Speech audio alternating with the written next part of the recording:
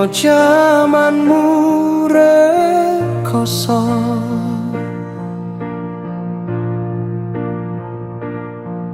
biyen mangan wae susah, saiki gayane beda. Mubru bandamu, mulya uripmu saiki.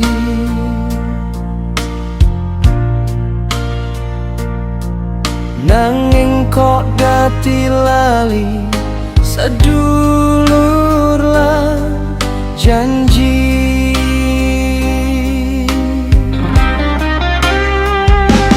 Ojo mentang-mentang kowe isih bisa sok ngatur wong liya kaya ora duwe dosa.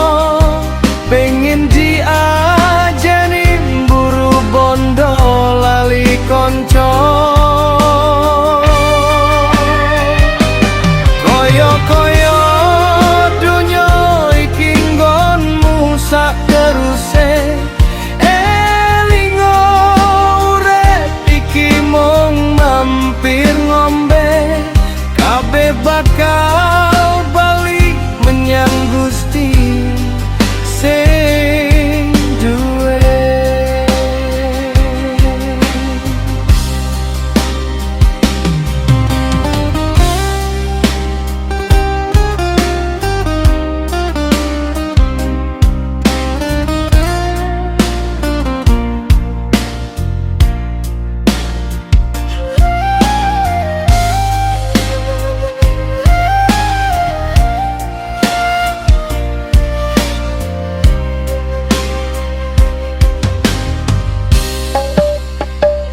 Ojo sombong, ojo